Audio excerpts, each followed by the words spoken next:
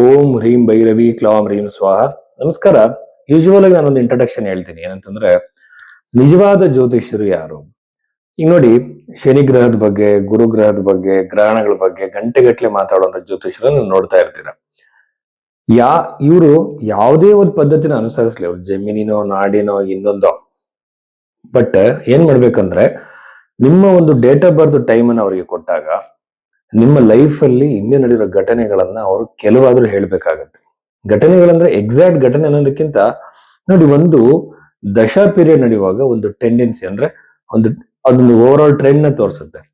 ಈ time period ಅಲ್ಲಿ ಇಂತಹ ಘಟನೆಗಳು ನಡೆಯೋ ಸಾಧ್ಯತೆ ನಿಮ್ಮ ಜಾತಕದಲ್ಲಿ ಇತ್ತು ಅಂತ ಅವ್ರು ಪಿನ್ ಪಾಯಿಂಟ್ ಮಾಡಬೇಕು. ಇದು ನಮ್ಗೆ ಎಷ್ಟು ಭರವಸೆ ಕೊಡುತ್ತೆ ಅಂದ್ರೆ, ನಿಮ್ಮ ಭೂತಕಾಲವನ್ನು ಹೇಳಿದವರು ಭವಿಷ್ಯವನ್ನು ಕೂಡ ಹೇಳ್ತಾರೆ ಅಂತ ನಿಮಗೊಂದು ಗ್ಯಾರಂಟಿ ಬರುತ್ತೆ. ಯಾಕೆಂದ್ರೆ ಒಂದು ದಶೆ ಪೀರಿಯಡ್ ನಡೆಯುವಾಗ ಸಾಕಷ್ಟು ಇವೆಂಟ್ಸ್ ನಡೆಯೋ ಸಾಧ್ಯತೆ ಇರುತ್ತೆ.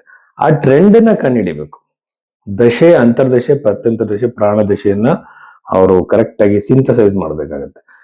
ಇದು ಗೊತ್ತಿದ್ದಂಥವ್ರು ಏನ್ ಮಾಡ್ತಾರೆ ಅಂದ್ರೆ, ನಿಮ್ಮ ಲಗ್ನ ಯಾವುದು ಅಂತ ಕಂಡುಹಿಡಿತಾರೆ. ಅನಂತರದಲ್ಲಿ ಪರಿಹಾರಗಳನ್ನ ಸೂಚಿಸ್ತಾರೆ. ಪರಿಹಾರದಲ್ಲಿ ನೋಡಿ, ಸಂಚಿತ, ಪ್ರಾರಬ್ಧ, ಕ್ರಿಯಾಮಾನ, ದೃಢಕರ್ಮ, ಅದೃಢ ಕರ್ಮ ಅಂತೆಲ್ಲ ಇದೆ. ಇದರಲ್ಲಿ ಎಲ್ಲದನ್ನು ಬದಲಾವಣೆ ಮಾಡಕ್ ಸಾಧ್ಯ ಇಲ್ಲ.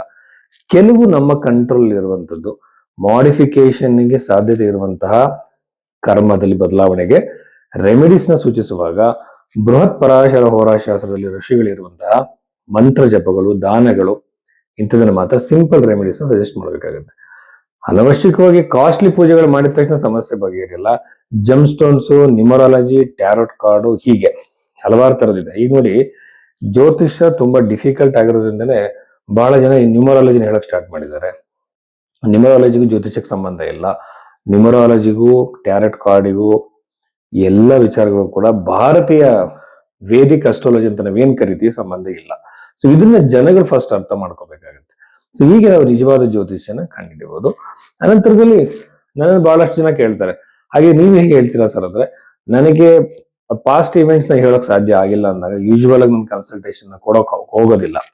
ಇನ್ನೊಂದು ವಿಚಾರ ಏನಂದ್ರೆ, ಹಸ್ತ ಸಾಮುದ್ರಿಕೆಯಿಂದ ಇಲ್ಲಿರುವಂತ ರೇಖೆಗಳನ್ನ ಅವರು ಹುಟ್ಟಿರುವಂತಹ ಜನ್ಮ ಸಮಯಕ್ಕೆ ಮ್ಯಾಚ್ ಮಾಡಿ ಒಂದು ನಾಡಿ ಪದ್ಧತಿ ರೂಪದಲ್ಲಿ ಮತ್ತೆ ಪ್ರಶ್ನೆಶಾಸ್ತ್ರ ನೋಡಿ ಕೆಲವು ನಾನು ಟೆಕ್ನಿಕ್ಸ್ ನ ಯೂಸ್ ಮಾಡಿ ಫ್ಯೂಚರ್ ಪ್ರೆಡಿಕ್ಷನ್ಸ್ ನ ಕೊಡ್ತೀನಿ. ಬಟ್ ಅದನ್ನ ನಾನು ಇದನ್ನ ಹೇಳಕ್ ಹೋಗೋದಿಲ್ಲ. ಅದು ನನ್ನ ಅಸ್ಟ್ರಾಲಜಿಕಲ್ ಕ್ಲಾಸಸ್ ಅಲ್ಲಿ ಮಾತ್ರ ನನ್ನ ಸ್ಟೂಡೆಂಟ್ಸ್ ಟೀಚ್ ಮಾಡ್ತೀನಿ. ಒಂದೊಂದು ಮೆಥಡಾಲಜಿ ಇದೆ, ಅದಕ್ಕೆ ನಷ್ಟ ಜಾತಕಂ ಅಂತಾರೆ. ಅದ್ರ ಬಗ್ಗೆ ಇನ್ನೊಂದ್ಸಲ ಮಾತಾಡೋಣ. ಇಷ್ಟು ವಿಚಾರಗಳನ್ನ ಗಮನದಲ್ಲಿ ಇಟ್ಕೊಳ್ಳಿ. ಜಾತಕ ಇಲ್ಲದೆ ಇದ್ದಾಗ ಹಸ್ತ ಸಾಮುದ್ರಿಕೆಯಿಂದ ಹೇಳ್ಬೋದು, ಅದು ಕೂಡ ಬಹಳ ಬಹಳ ವಿಶೇಷವಾಗಿರುವಂತದ್ದು. ಈ ರೀತಿಯಲ್ಲಿ ನಿಮ್ಮ ಜಾತಕವನ್ನು ತೋರಿಸಬೇಕಾಗಿದ್ರೆ ನೀವು ಭೈರವಿ ಆಸ್ಟ್ರೋದಲ್ಲಿ ನಿಮ್ಮ ಒಂದು ಕನ್ಸಲ್ಟೇಷನ್ ಬುಕ್ ಮಾಡಬಹುದು. ಸಾಕಷ್ಟು ಸಮಯ ತಗೊಂಡು ಜಾತಕವನ್ನು ನೋಡಿ ನಿಮಗೆ ನಿಮ್ಮ ಒಂದು ಭವಿಷ್ಯವಾಣಿಗಳನ್ನು ಕೊಡಲಾಗುತ್ತೆ. ಮಿಥುನ ರಾಶಿ 2026 ಏಪ್ರಿಲ್ ತಿಂಗಳ ಮಾಸ ಭವಿಷ್ಯವನ್ನ ನಾವು ನೋಡೋದಾದ್ರೆ, ಮಿಥುನ ರಾಶಿಯಲ್ಲಿ ಹುಟ್ಟಿದಂತವರಿಗೆ ಏನೆಲ್ಲ ಅನುಕೂಲಗಳಿದೆ ಅಂತಂದ್ರೆ, ಮೊದಲನೇದಾಗಿ ರಾಶಿಯಲ್ಲಿ ಇರುವಂತಹ ಗುರುಗ್ರಹ ಬಹಳ ಶುಭ ಗ್ರಹ. ಗುರುಗ್ರಹದ ದೃಷ್ಟಿ ಎಲ್ಲೆಲ್ಲಿ ಬೀಳುತ್ತೆ ಅಲ್ಲೆಲ್ಲ ಗಂಗಾ ಜಲ ದೃಷ್ಟಿ, ಅದು ಪವಿತ್ರವಾಗಿರುವಂತದ್ದು ಅಂತ ಹೇಳ್ತಾರೆ. ಅದೆಲ್ಲ ಶುದ್ಧವಾಗುತ್ತೆ. ಅಲ್ಲಿ ಹೆಚ್ಚಾಗಿರುವಂತಹ ಪಾಸಿಟಿವ್ ಚೇಂಜಸ್ ನೀವು ನೋಡಬಹುದು. ಗುರುಗ್ರಹ ರಾಶಿಯಲ್ಲಿ ಸ್ಥಿತನಾಗಿರುವಂತದ್ದು ಇನ್ನು ಸ್ವಲ್ಪ ದಿನಗಳಲ್ಲಿ ಕರ್ಕಾಟಕ ರಾಶಿಗೆ ಬದಲಾವಣೆ ಆಗ್ತಾನೆ. ಗುರುಗ್ರಹದ ದೃಷ್ಟಿ 7ನೇ ಮನೆಯಲ್ಲಿ ಇರೋದ್ರಿಂದ ವಿವಾಹದ ಸಾಧ್ಯತೆ, ಬಹಳ ಅತ್ಯುತ್ತಮವಾಗಿರುವಂತಹ ಸಂಬಂಧ ಬರ್ಬೋದು. ನೀವು ಇದುವರೆಗೂ ಕೂಡ ಅಂತ ಸಂಬಂಧನೇ ಬಂದಿರಲ್ಲ, ಅಂತ ಪ್ರಪೋಸಲ್ ನಿಮಗೆ ಬರ್ಬೋದು.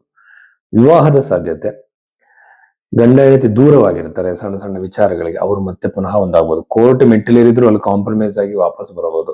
ಯಾವ್ಯಾವ ದೊಡ್ಡ ಜಗಳಗಳಾಗಿ ದೂರ ಆಗಿದ್ರು ಕಾಂಪ್ರಮೈಸ್ ಆಗ್ಬೋದು. ಸೆಪರೇಷನ್ ತನಕ ಹೋಗಿ ಹತ್ರ ಆಗ್ಬೋದು. ಈ ಸಾಧ್ಯತೆಗಳು. ಸೆಕೆಂಡ್ ಮ್ಯಾರೇಜ್ ಹಲವಾರು ಜನ ಪ್ರಯತ್ನ ಮಾಡ್ತಿರ್ತಾರೆ ಸೆಕೆಂಡ್ ಮ್ಯಾರೇಜ್ಗೆ. ಇಂತಹವರಿಗೆ ವಿವಾಹದ ಯೋಗ ಹೆಚ್ಚಾಗಿದೆ ಗುರುಗ್ರಹದಿಂದ. ಅನಂತರದಲ್ಲಿ ವಿವಾಹ ಆಯ್ತು, ಇನ್ನು ಪಾರ್ಟ್ನರ್ಶಿಪ್ ಬಿಸ್ನೆಸ್ ಅಲ್ಲಿ ಕಿರಿಕಿರಿಗಳಾಗಿದೆ, ಅಲ್ಲಿ ನಿಮಗೆ ಚೆನ್ನಾಗಾಗ್ಬೋದು. ಆಮೇಲೆ 3ನೇ ಮನೆ ಇರುವಂತ ಗ್ರಹಗಳು ಕೇತುವಿಂದ ಅಣ್ಣ ತಮ್ಮಂದರಲ್ಲಿ ಯಾವುದೋ ಒಂದು ಸಣ್ಣ ವಿಚಾರಕ್ಕೆ ಮನಸ್ತಾಪಗಳು ಬರಬಹುದು. ಅಣ್ಣ ತಂಗಿಯರ ಮಧ್ಯೆ ಮನಸ್ತಾಪಗಳು ಬರಬಹುದು. ಅನಾವಶ್ಯಕ ಜರ್ನಿಗಳು, ಶಾರ್ಟ್ ಜರ್ನಿಗಳು ಮಾಡಿ ಅಲ್ಲಿ ಅನಾವಶ್ಯಕ ಸಮಯ ವ್ಯಯ ಆಗೋದು, ಹಣ ವ್ಯಯ ಆಗುವಂತ ಸಾಧ್ಯತೆಗಳಿರುತ್ತೆ. ಚತುರ್ಥ ಭಾವವನ್ನು ನೋಡಿದ್ರೆ ಯೂಶುವಲ್ ಆಗಿ ಸೂರ್ಯ ಮತ್ತು ಶನಿಯ ಒಂದು ದೃಷ್ಟಿ ಚತುರ್ಥ ಭಾವದ ಮೇಲೆ ಇರುವಂತದ್ದು ನನಗೆ ಏನನ್ಸುತ್ತೆ ಅಂತಂದ್ರೆ, ಒಂದು ಪ್ರಾಪರ್ಟಿ ಖರೀದಿ ಖಂಡಿತ ಆಗೋ ಸಾಧ್ಯತೆ ಇದೆ. ಅದರ ಆಲೋಚನೆ, ಅದಕ್ಕೆ ಒಂದು ಅಡಿಪಾಯ ಅಂತ ಏನ್ ಹೇಳ್ತೀವಿ ಅದು ಈ ಟೈಮಲ್ಲಿ ಬೀಳುತ್ತೆ.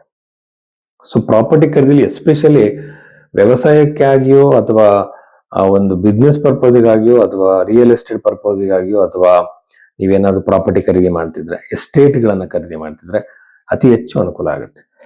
ಮನೆಗಳನ್ನ ಹುಡುಕೋರಿಗಿಂತ ಎಸ್ಟೇಟ್ಗಳನ್ನ ಖರೀದಿ ಮಾಡೋರಿಗೆ ಬಹಳ ಅನುಕೂಲ ಆಗುತ್ತೆ. ಚತುರ್ಥ ಭಾವದಲ್ಲಿರುವಂತಹ ಗ್ರಹಗಳನ್ನ ನೋಡ್ತಾರೆ, ಖಂಡಿತವಾಗ್ಲೂ ಮನೆಯಲ್ಲಿ ಅನವಶ್ಯಕ ಕಿರಿಕಿರಿಗಳಾಗತ್ತೆ. ಸುಖ ಭಾವ ಅಫ್ಲಿಕ್ಟೆಡ್ ಆದಾಗ ಏನಾಗುತ್ತೆ ಅಂತಂದ್ರೆ ಮನೆಯಲ್ಲಿ ಸಣ್ಣ ಪುಟ್ಟ ಕಿರಿಕಿರಿ, ಟೆನ್ಷನ್ಸು, ತಾಯಿಯ ಜೊತೆ ವಾಗ್ವಾದ, ಅನವಶ್ಯಕ ಮನಸ್ತಾಪಗಳು ಬರುವಂತಹ ಸಾಧ್ಯತೆ ಇರುತ್ತೆ. ಮನಸ್ಸನ್ನ ಪ್ರಶಾಂತವಾಗಿ ಇಟ್ಕೊಳ್ಳಿ, ಹಾಗೇನೆ ಅನವಶ್ಯಕವಾಗಿ ತಲೆ ಕೆಡಿಸ್ಕೊಳ್ಳಕ್ಕೆ ಹೋಗ್ಬೇಕು. ಇನ್ನು 6ನೇ ಮನೆ ಅಧಿಪತಿ 11ನೇ ಮನೆ ಇರೋದ್ರಿಂದ ಯೂಶುವಲ್ ಆಗಿ ಏನಾಗುತ್ತೆ ಅಂದ್ರೆ ಲಾಸ್.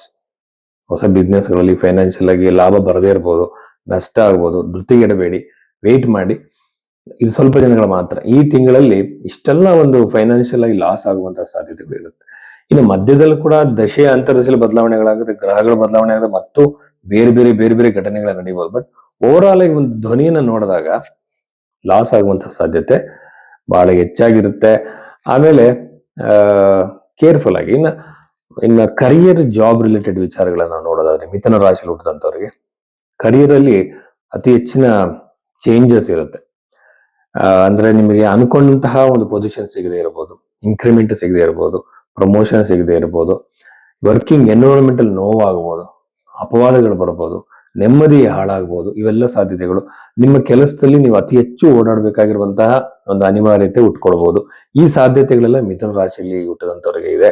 ಆಮೇಲೆ 9ನೇ ಮನೆ ಇರುವಂತಹ ರಾಹು ಮತ್ತೆ ಬುಧ, ಕುಜಗ್ರಹಗಳನ್ನು ನಾವು ನೋಡಿದಾಗ ಯೂಶುವಲ್ ಆಗಿ ಅನವಶ್ಯಕ ಲಾಂಗ್ ಜರ್ನಿಗಳು ಇರುತ್ತೆ. ಎಗೇನ್ ಮನಸ್ಸು ಕೆಟ್ಟ ವಿಚಾರಗಳ ಬಗ್ಗೆ ಯಾವುದೋ ಒಂದು ಅಭ್ಯಾಸ ಅದು ಮಾಡಬಾರ್ದು ಅಂತ ಅನ್ಕೊಂಡಿದ್ರೆ ಅದು ಪುನಃ ನಿಮ್ಮ ಮನಸ್ಸನ್ನ ಸೆಳೆಯಬಹುದು. ಈ ರೀತಿಯ ಸಾಧ್ಯತೆಗಳೆಲ್ಲ ಮಿಥುನ ರಾಶಿ ಹುಟ್ಟಿದಂಥವ್ರಿಗೆ ಈ ಒಂದು ಏಪ್ರಿಲ್ ತಿಂಗಳಲ್ಲಿ ನಡೆಯುವ ಸಾಧ್ಯತೆ ಇರುತ್ತೆ. ಆಮೇಲೆ ಇದ್ರ ಜೊತೆಯಲ್ಲಿ ಹೊಸ ಬಿಸ್ನೆಸ್ ಅನ್ನು ನೀವೇನಾದ್ರು ಮಾಡಬೇಕು ಅಂತ ಅನ್ಕೊಳ್ಳಿ. ಹೊಸ ಬಿಸ್ನೆಸ್ಗಳು, ಆ ಬಿಸ್ನೆಸ್ ಅಲ್ಲಿ ನಿಮಗೆ ಅತಿ ಹೆಚ್ಚಿನ ಒಂದು ಪ್ರಗತಿ. ನೋಡಿ, ಒಂದು ಬಿಸ್ನೆಸ್ ನ ಸ್ಟಾರ್ಟ್ ಮಾಡಿದಾಗ ವಿತೌಟ್ ಎನಿ ಡಿಲೇ ಅದು ಆಗುವಂತಹ ಸಾಧ್ಯತೆಗಳಿರುತ್ತೆ. 2ನೇ ಮನೆ ಅಧಿಪತಿ ನೋಡಲು ಕೂಡ ನನಗೆ ಸಾಲದಿಂದ ನೀವು ಹೊರಗಡೆ ಖಂಡಿತ ಬರ್ತೀರಾ. ಫೈನಾನ್ಷಿಯಲ್ ಒಂದು ಪ್ರಾಬ್ಲಮ್ ಸಿಗಾಕೊಂಡು ಯಾವ್ದೋ ಟೈಮಲ್ಲಿ ಸಾಲ ಮಾಡಿದ್ರೆ ಹೊರಗಡೆ ಬರೋಕ್ಕಾಗಲಿ. ಈಗ ಅದನ್ನ ಹೊರಗಡೆ ಬರೋದಕ್ಕೆ ಇಮಿಡಿಯೇಟ್ ಹೊರಗಡೆ ಬರ್ತೀರಾ ಅಂತಲ್ಲ, ಒಂದು ದಾರಿ, ಒಂದು ಅವಕಾಶ ನಿಮಗೆ ಸಿಗತ್ತೆ. ಆಮೇಲೆ ಅತಿ ಹೆಚ್ಚು ಸಂತೋಷದ, ಆನಂದದ ಕ್ಷಣಗಳನ್ನ ನೀವು ಕುಟುಂಬದ ಜೊತೆ ಕಳೆಯುವಂತ ಸಾಧ್ಯತೆ ಇದೆ. ವೈವಾಹಿಕ ಜೀವನ ಕೂಡ ಬಹಳ ಚೆನ್ನಾಗಿದೆ. ದಂಪತಿಗಳಿಗೆ ಸಂತಾನದ ಯೋಗ ಅತಿ ಹೆಚ್ಚಾಗಿ ಕಾಣ್ತಾ ಇದೆ. ಸಂತಾನದ ಯೋಗ ಸಂಬಂಧಪಟ್ಟಂತೆ ನಾನು ಯೂಶುವಲ್ ಆಗಿ ಕ್ಷೇತ್ರಸ್ಫುಟ, ಬೀಜಸ್ಫುಟ ನೋಡಿ ಸಂತಾನದ ಫಲ ಹೇಳ್ತೀನಿ. ಆ ರೀತಿ ಕ್ಯಾಲ್ಕುಲೇಷನ್ ಮಾಡ್ಬೇಕಾಗುತ್ತೆ. ಬಟ್ ಜನರಲ್ ಆಗಿ ಸಂತಾನದ ಯೋಗ ಇದೆ. ಮಕ್ಕಳಿಂದ ಸಿಹಿ ಸುದ್ದಿಯನ್ನು ಕೇಳುವಂತ, ಅಂದ್ರೆ ಅವ್ರಿಗೆ ಜಾಬ್ ರಿಲೇಟೆಡ್ ಇನ್ನೊಂದು ವಿಚಾರದಲ್ಲೂ ನಿಮಗೆ ಅನುಕೂಲ ಆಗ್ಬೋದು. ಇಷ್ಟು ವಿಚಾರಗಳು ಮಿಥುನ ರಾಶಿಯವರಿಗೆ ಸಂಬಂಧಿಸಿದ್ದು.